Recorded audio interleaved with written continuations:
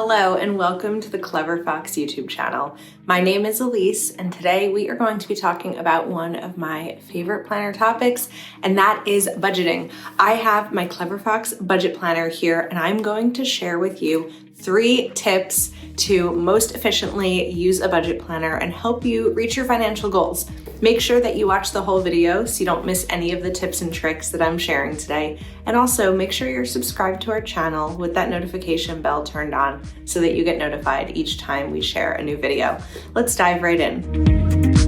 Okay, my first tip is using this important date section properly. I think that these pages, I always talk about them being my favorite, but I don't always talk about how to use them. And I think that they often get misunderstood about the right way to use them and just putting important dates in your planner. When it comes to the budget planner, the way that I use these important dates pages is putting down anything that's going to cost me money. So I may have an important date coming up that's not going to impact my budget at all. That's not going to go in here. I already started filling this in and I want to continue filling it in with you so that you can understand. So let's kind of review. I've put birthdays in and I've only put birthdays for people who I buy gifts for because again, those are going to cost money. I've put in my quarterly estimated taxes. I have Valentine's Day because I know that I'm going to buy a card or a gift. I have my anniversary with James because I'll be buying a gift or card, maybe a gift for that. Then I have a wedding because even if the gift is on James because it's his friend's wedding, I'll still need to get a dress for it. We have an upcoming trip to Disney. There'll be expenses associated with that. I have a trip to Indianapolis. Beach passes. So I live in New Jersey and we go down the Jersey Shore for the summer, and in New Jersey you need to buy a beach pass in order to get onto the beach. So we typically buy that during Memorial Day weekend, which is when the beach opens for the season. And then in June I have an annual renewal of my security system. So again, putting down things that I know are going to cost money. So then we are shifting over to July. And of course, I may not know everything, right? There may be impromptu dinners with friends and, little things here and there. And that's where a budget comes in. Putting items in here help me with that budget. So when I'm shifting over to August, I know that I have an upcoming trip to Texas. The dates are still to be determined. And then I have James's niece's birthday, and that's on the 13th. And then I have my niece's birthday, and that is on the 14th, and my best friend's birthday, and that is on the 20th. So that should be all that's coming up in August. September, I actually don't know that there are going to be any expenses that I have coming in September. I don't have any renewals, so I think that we may be okay here. In October, I have my Amazon Prime membership, and I also just remembered that in May, I want to put Mother's Day down. This is why it's good to get this section in your planner started, because you may remember other things that kind of pop up that you want to make sure to include. So my Amazon Prime membership renewal is on the 4th. And then I have my mom's birthday, and that is on the 29th. Okay, then November. One of the things that I'm going to put here with a star, because it doesn't really have a date, is holiday shopping. November is typically when I start my holiday shopping for friends and family because of all of the sales. And then this year, November, I actually need to double check the date of Thanksgiving. Thanksgiving this year is on November 27th. Typically, but in 2024, that weekend was when we bought our Christmas tree. So I'm going to also write holiday decor. And I think that that's all for November. And then December, we have 1, 2, 3, 4. November, we have, I think, estimated taxes due. We have them in January, April, July, and then I think in November, but I can always double check on that. Okay, then this past December, we had a holiday party. We had so much fun hosting it and decided that we want to do it each year. So I'm going to also put that in here about something that I need to budget for. So again, this space doesn't necessarily have to be completely filled out. It's okay that I have empty space in September, but these are all things that I want to make sure I'm including in my budget. And like I said, other things that come up, unexpected things, right now we are in February, and if a friend asks me to go to dinner in February, it's not like I'll say I can't go because I don't have dinner plans in my important date section. But when I'm budgeting for March, I'm going to be aware of these things in March. Now, I do typically have a gifting budget that I set aside money for gifts, and I sort of add to it over time whenever I feel like it's running low. But there are some things that are going to go beyond that. For example, a bar mitzvah. A gift that I would give for a bar mitzvah is a much higher gift than I would give for a 9-year-old's birthday. So that may be something that I need to make sure that I'm adding a buffer to. The trip to Disney is already paid for, but there are going to be other little things here and there. If I need to, get a new pair of sneakers, maybe for all the walking that we're doing, or just have some, pocket money while we're there, I'll have to decide what I want that to look like for me. My security system, I have to double check last year's bill. And actually this year I want to kind of shop around a little bit. When I bought my house in 2023, I just used the same security system as the previous owner. But this year I'm like, okay, I think, I've been here a while. Let's now shop around and look for the best price and the safest security system. So just different things like that. The important date section can be really helpful. You could even use color coding if you wanted to, so that you could see like what are bills, what are birthdays, what are different categories. For tip number 2, I wanted to talk about using the expense tracker. I have expenses listed out here, and I want to talk about color coding them because it's easy to get lost in the mix of everything that's written down. But when you use highlighters or color pencils or whatever you may want to use to color code, everything becomes a lot easier visually. So what we're going to do is choose a color for each category, and then we're just going to add a highlight line over that category. So anytime I see food, I'm going to color code that. And the benefit for this is that when you're doing the month in review, I think we've got them all. When you're doing the month in review, you'll be able to really easily total everything. So this highlighting isn't something that you need to do before, as you're writing in the budget planner, as you're writing out your expenses. It can be something that you do at the end of the month and afterwards, but it is something that I find really helpful if you are a visual person like I am. So here's an interesting example. Let's just make sure this is a different enough color. I think it is.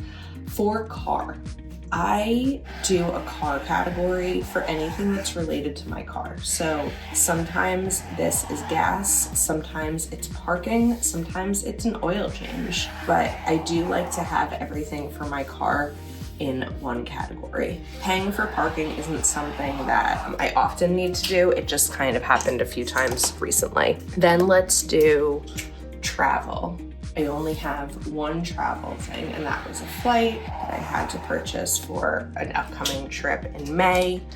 Then we're going to do gifting. So gifting is anything from a birthday gift to a birthday card to a baby shower gift. And personal is a category that I think is kind of flexible. So this example for personal was getting a manicure, but I also had to buy a new lens protector for my phone, and then hair dye, which also went into the personal category. Next up, we are going to do clothing. I forgot about the gifting. I had one clothing purchase, and that was a new pair of snow boots. And where did I realize I missed? Gifting. And that was this color. Then we have fun categories, also as like entertainment. Fun is just a shorter word. So anything that involves going out and having fun and spending money on it, like getting brunch, going bowling, or buying wine, was part of the fun category. And then we have medical. So medical can be anything from a prescription to a copay at the doctor's office. And now we have my categories color coded. You could also go in here or up top and add what the color coding will be if it's something that you wanted to do ahead of time. But now if I'm like, okay, it's time to total my clothing spending for the month, it's really easy right here just to see what that is. If I know that I want to total my fun or entertainment spending, all I have to do is look for these yellows because now I already did the work to highlight each one and color code them. So tip number 2 is to color code your expenses to make it really easy to track your categories. The other benefit of this is for a future month, if you're looking to create a budget, you can go back and use the same color every single month so that whenever you're doing entertainment or fun spending, you always use yellow. And then you know that when you're going back and you're like, what did I spend this month? Because I don't know what I should budget in the coming month for entertainment, you have this color there as your reference. Now for tip number 3, I actually want to show you an alternate way to use this expense tracker. I think that budget planning is really personal and you shouldn't be afraid to change up your budget planner a little bit to have it work for your needs. So one of the things that I want to actually do here is we're going to cover up the word category with correction tape. Now, this tip only works if you don't mind that correction tape may be a little bit of a different color than the planner, if you don't mind having your writing on here that's going to be different font than this. Like this is just a little bit of extra customization. And then actually for this part, I'm going to cover this up as well. So what we're going to write here is amount spent. And then what we're going to write here is left in budget. So there's a difference between expense tracking and budgeting. Now, the expense tracker is really helpful, especially when you're doing your month in review. However, as you're spending during a month, if you've set a budget for yourself, it may be hard to keep track of what's left in your budget so that you can be aware of it, because you could be writing all of this down and you could be spending all of this money and going over budget and not even realizing it. This trick is going to help you keep track of that. So let's kind of copy some of this over as an example. So on January 1st, groceries. Now I did remove category, but we don't really need the category for this tip anymore because we've already decided that we're going to color code. So I'll know what category it is, but also there's a lot of room here. So if I wanted to, I could just do the category right here as food, and the amount spent was $43.10. And for the month of January, my entire food budget was $200. So the amount left is going to be $156.90. And now I can see what that looks like. For the second, we have countertop cleaner. And again, we have enough room to write home here. The amount spent was $14.21. The amount budgeted was $100. So what's left is $83. I need to get my calculator. The amount budgeted was $100. We spent $14.21. The amount left is $85.79. Then we have parking, and that was the car category. I also see that I wrote the 14th instead of the 4th. Having correction tape is very helpful when you're regularly planning or just using a budget planner. And the amount spent was $6. I had a $75 budget for the month, so we are at $69 left. Then we have gas, also car. We spent $42.81. Now we're going to subtract from here. So 69 minus 42.81 is $26.19. I can already tell that I went over budget because we still have $51.22 and $34.71 in there. So I can tell as I'm doing this that I already went over budget for the month. So that's why it's really helpful to do this. Then we have HelloFresh. What was spent was $31.94. We are gonna go from here. So 156.90 minus 31.94 is 124.96. Okay, then we have the flight. This one is going to actually be irrelevant here because it comes out of a business expense. So I don't have a budget for it necessarily. But all you have to do is just draw a little line there. Then we have personal. My budget was $175. We spent $64. My budget is $175 for the month, which was pretty high, but that was because I had money left over from the previous month. And now we have remaining balance of $11. Something got skipped here. Gifting, birthday card. And again, this is a category that I had money rolling over. So the birthday card was $634. I had $400 in the gifting category when I started the month. So now we have $393.66. Then we have snow boots, and I spent $32.98. My budget for the month was $50. So what's left is $17.02. Then we have brunch. I'm just gonna write brunch here instead of needing to rewrite the whole thing. And this is my fun category, or again, entertainment. I spent $38. My budget for the month was $200. So now we have $162 left. Continuing my oil change, this was $51.22. If I go back to the car category, we only had $26.19 left, so we're actually gonna go in the red here. And when I go in the red, there are a couple of different ways to handle it. I do always have a buffer in my finances for things like this, but also, for example, for clothing, we have $17.02 that I didn't end up spending the rest of, so that $17.02 that I have left over can go towards this. If I still have money in another category, I can shift it over, because then with the gift, if I put the clothing money towards the car, we only have $8 that I have to find. So it's not that bad, except I know that there's more car money that was spent. So we'll have to continue working on that. And then we're going to go to medical. So prescription. Prescription is another category, or medical is another category that I continue to add to. So there was $150 in my medical. This prescription cost $733. A $150 minus $733 is $142.67. Then we have bowling, and this is the fun category again. So last time we were at $162. Bowling was $43.86. $162 minus $43.86.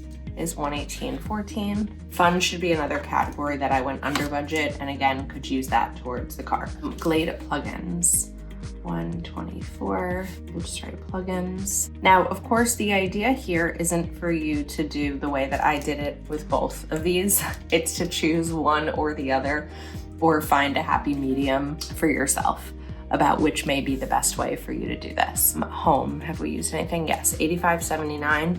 So $85.79 minus $721 equals $78.58. All right, then we go to groceries. We spent $79.40. Last time I had food, we were at $124.96 minus $79.40. $45.56. Okay, now we have a gift, and this was $55.42. Last time we were on the gifting category, there's a birthday card, right? That's just $393.66 minus $55.42. And of course, the idea is that you're going to be doing this throughout the month each time you spend. You're not going to be doing this at the end of the month when it's already too late to figure out if you went over budget or not. This is an ongoing expense tracker. But I do think that this really helps see where you're at. And sometimes it's a little bit alarming, but it may also tell you that you need to budget more in one category for the future month or budget less in another. So let's just write these other two since they're both personal. And here we had $628 and $789. And then last time we were at personal, this is where color coding is helpful. We had 111 left. So 111 minus 628. Then we're at 104.72. And personal 96.83. All right, back to home, oven mitts, and we have 1610. One other thing that I wanted to point out here is you may notice my bills are not in here. I don't consider bills and expenses to be the same thing. I consider expenses are things that I spend money on outside of the bills that I regularly owe every month. So last time we did a home, where's the plugins? We had 78.58 minus 16.10, 62.48. But if you wanted to include your bills here, you could absolutely do that too. It's just the way that I budget. Like I said, budgeting is really personal, and finding the best way for it to work for you is really important. Then we have my copay, and this was 50. Last time we had medical, 142.67 minus 50. 155.15. Then we have parking. So I already know that we are over our car budget, but I think that's the only category that we went over in. This was 25. So let's see, negative 25. No, it's not gonna work. Well, 25.03. So I'm actually just think negative 50.03. And then we have wine for the fun category and 31.72. Last time we had the fun category was bowling, 118.14 minus 31.77, 86.37. And finally, we have an addition over the car budget. Gas and car, 34.71. And we have 50.03 plus 34.71. We are in the red, 84.74. But that is the only category that we went over, which is really good because I have a lot of buffer in the other categories, so that can be used. Now, of course, if you wanted to, you could go in and color code these. Like I said, because we were covering up the category, you might want to go in and color code, because if I was doing this as I went through, it actually would have been easier because it was sort of hard to find the category that I needed. I know that there's another fun one in here somewhere. Bowling, wine, brunch, bowling. There we go. So it will be easier to do. The light pink was travel, I know that. So let's do that. And then we have the flight, groceries, I think was this color, was for food.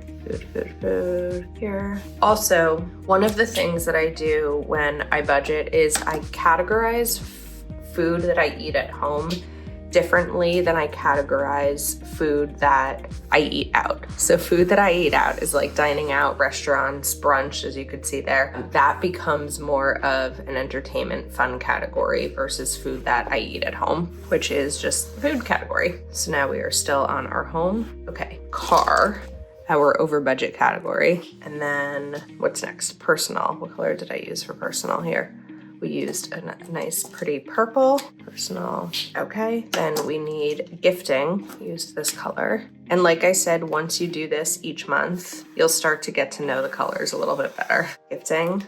And then we have clothing. And finally is medical. Okay, there we go.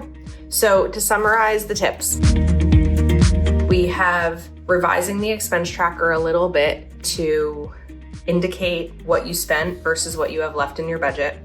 We have color coding categories to really help indicate immediately what spending was done for each category. And then if we go back to our important dates, it's being mindful of important dates only for things that you're going to spend money on. This can be vacations, gifting. If you are someone who has kids, maybe in August or September, you want to write down back to school shopping, right? Because school supplies is something that you are likely going to spend money on if you have school age children. If you are a student, that also may be something, or buying books. So all of our budgets are going to be really personal, and the important dates for all of us are going to be really personal. Don't copy mine, that won't help you at all. But hopefully this does give you a little bit of an idea about how you can use these pages. Another thing that you can do here is add in a budget if you wanted to. So typically spend $50 for niece and nephew and my close friends, things like that. You can add in little budgets if you want to, or you don't have to. You can just use this as an important dates. So hopefully you found these tips helpful. Let us know if you want to see more of these types of videos. You can pick up this planner over at cleverfoxplanner.com. Please make sure you are subscribed to our channel. You have that notification bell turned on, and give this video a thumbs up. Thank you so much for spending time with us today, and we'll see you next time.